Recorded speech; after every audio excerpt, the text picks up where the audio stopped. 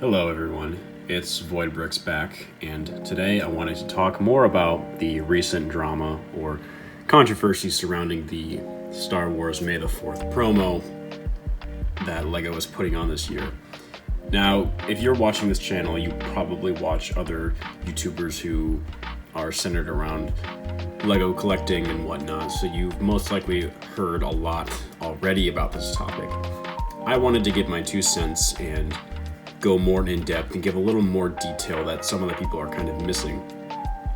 Now, LEGO has done May the 4th promos for a long time now. And in fact, I think the original one was 2011 with the Shadow ARC Trooper minifigure being available if you, of course, spent a minimum amount of money during the week of May the 4th week.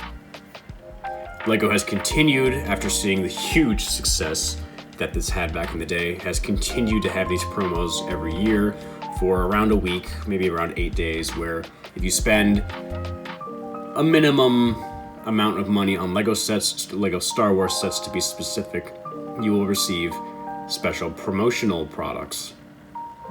They started off with minifigure polybags that were very, very popular, and those specific minifigures have gone up in value so much since they were originally available during their promos. And LEGO kind of dropped the ball on that a little bit by one year having instead of, in years past they had the Shadow ARC Trooper, the Darth Lord Revan, they had other ones, and then one year they decided to just throw in a basic First Order Trooper instead. That was where fans really got upset, and LEGO then kind of took a break and decided to have more buildable characters, such as buildable R2-D2, buildable BB-8, and they finally started doing micro-scale dioramas, I never know how to pronounce that word right. And then eventually this year, we are finally getting exclusive minifigures back with the Aunt Beru minifigure. Finally, we are getting an Aunt Beru minifigure for this year's promo. In fact, there are multiple promo products that you can get for this May the 4th event, with the lowest one being the ATST polybag for around $40, I think, as a threshold. Then I think if you spend $70, the $70 threshold, you get the Mandalorian Imperial Beskar bar keychain, which I think is, I really don't care about that at all. In fact, I'm not a fan of the show the Mandalorian show in general, or Book of Boba Fett. In fact, I don't even care. I haven't even kept up with the Kenobi show that's coming out soon. I honestly don't care. I'm more interested in the old age Star Wars with the Knights of the Old Republic, original trilogy, and extended universe and whatnot. And I think LEGO is really, really missing out on a huge wealth of untapped material and untapped profit and potential by not making LEGO sets on these themes, such as extended universe, more Knights of the Old Republic sets. But I digress. That is a topic that I've already done a video on, and I think it deserves a whole nother series of videos. But anyway, what I want to talk about today is the latest controversy surrounding the May the 4th promo that is this year, which is coming up really soon. Today is, April 26th, and it begins May 1st and goes to, is it May 8th? May 7th or 8th-ish. And now, like I said, this year we have 3 promos that you can get. If you use the $40 ATST polybag, the $70 Beskar keychain, and then the $160 price point, you get the Lars Family Homestead kitchen set with the Aunt Beru minifigure. Now that is, I guarantee, amongst collectors, that right there is it's a great promo product right there, promo exclusive. No one is arguing no about this Aunt Beru Lars Family Kitchen promo exclusive at all. People love it. They're glad that we're finally getting those exclusive minifigures back, because let's be honest, LEGO Star Wars minifigures are one of LEGO's most valuable and profitable products they can put out, period, especially the exclusive ones. And we also they kind of decided to compromise and combine those diorama sets from years past that weren't doing too well, and then combine it with the super successful exclusive minifigures, and now we get a 2-in-1 exclusive minifigure and unique set. However, this is where the joy and benefit of the May the 4th promo for this year seems to end. And most of you have probably already heard a lot about what's going on. And for most people, this won't affect you. For most people, you probably will have trouble understanding who cares. And I totally understand that. And for the most part, I really don't care that much because it doesn't affect me that much. But some other people are taking it very seriously, and I can see where they're coming from. In addition to the promo exclusives that LEGO puts out for these May the 4th events, they also historically have given VIPs double VIP points for all Star Wars sets during these promo weeks. This year, however, instead of giving us double VIP points on pretty much everything, they have made it selective, a select few sets, and it doesn't take a rocket scientist to figure out what they're trying to do.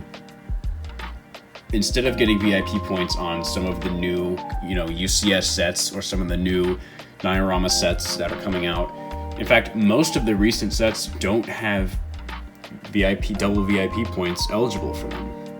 In fact, a lot of the sets that are getting double VIP points are older sets that came out last year, or sets that just aren't interested amongst a lot of the community. However, if you're like me and you have yet to buy some of these sets, then you don't care. You're getting double VIP points anyway, because these sets that they did select to have double VIP points are the sets you were looking at getting in the first place. So if you're like me, then this is not a big deal. However, for people who want to buy some of these new sets coming out right when May the 4th hits, the May the 4th week hits, you'll see that your sets that are coming out are not getting double VIP points. And I don't think it's any surprise, as LEGO did this deliberately. It's obvious that the sets that are getting double VIP points are not nearly as sought after as the ones that are not. And LEGO is obviously, as any reasonable business would, trying to sell undersold merchandise. And I think most people would agree. There's really nothing unreasonable with doing that, but it is a little,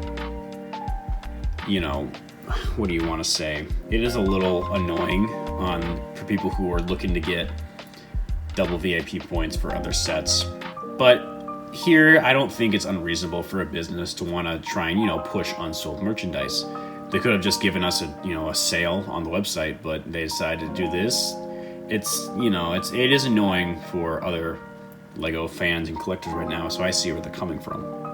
And just to give you a quick little example, none of the UCS sets are getting double VIP points.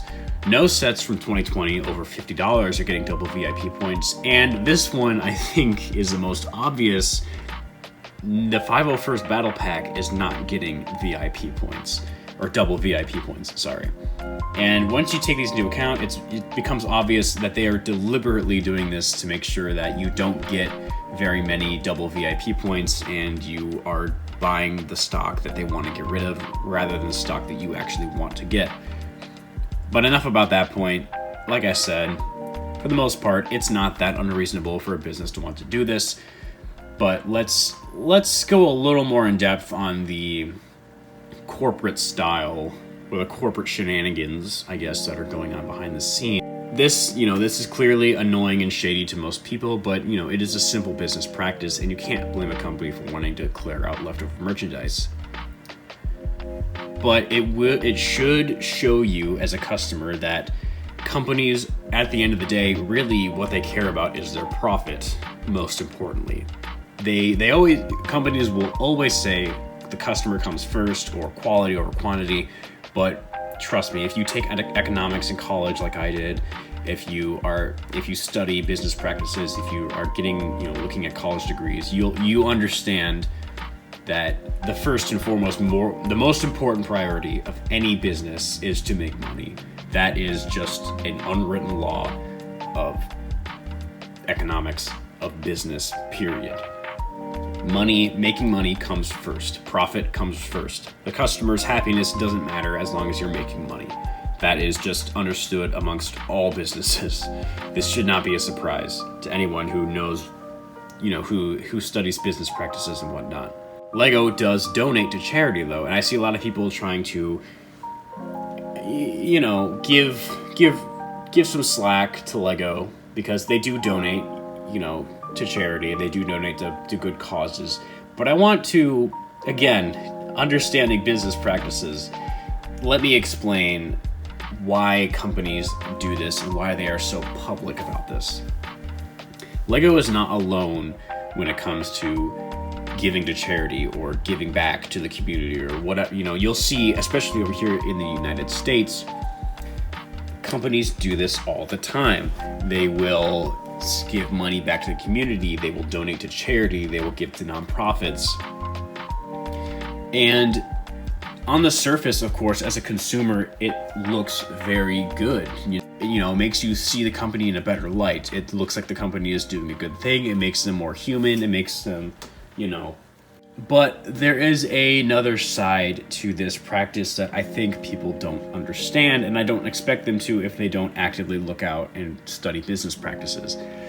And that is a lot of companies, if not all of these companies, do this to lower their taxes. They don't do this out of the kindness of their hearts. I remember learning this in economics and finance, both in college and just my own research. Especially here, I can't speak for other countries, and I know Lego is not based in the United States, but they do sell product over here in the United States. And one thing I have to stress is that, at least in the United States, it is not uncommon for companies to give away X amount of their profit in order to circumvent paying higher taxes, because in the grand scheme of things, by giving back to charity, you get tax breaks. So in the long run, they save money by doing this. So you have to understand, companies aren't doing this because they actually care about the charity that they're giving to. They don't actually care about the causes that they're giving to. In fact, if a company says, "Oh, we donated, tens of millions of dollars to this fund," you have to understand that that is pocket change for a lot of corporations out there. Come back to me when they say it was billions of dollars instead of millions, because otherwise it's really not that much. And like I said, they're doing it for tax relief, not exactly because they care about these charities. So anyway, that's just my 2 cents on May the 4th. This kind of got more into just the Lego company overall, but this whole May the 4th controversy came up, and I think that really sparked the thoughts in my head, so I wanted to share that.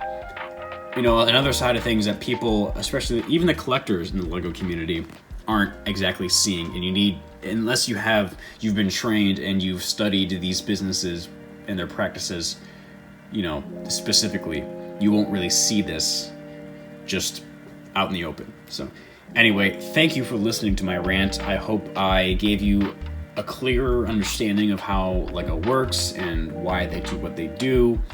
And I hope I showed you, an unbiased way of looking at both sides. Maybe not exactly unbiased, but just showing you the truth, and you can come to your own conclusion from there. So thank you for my unrelenting rant and sitting through it and your attention. If you enjoyed it and you would like to see more content in the future that probably will run along the same lines at some point, then feel free to subscribe, and I will hope to see you back. Have a great day and stay educated out there, guys.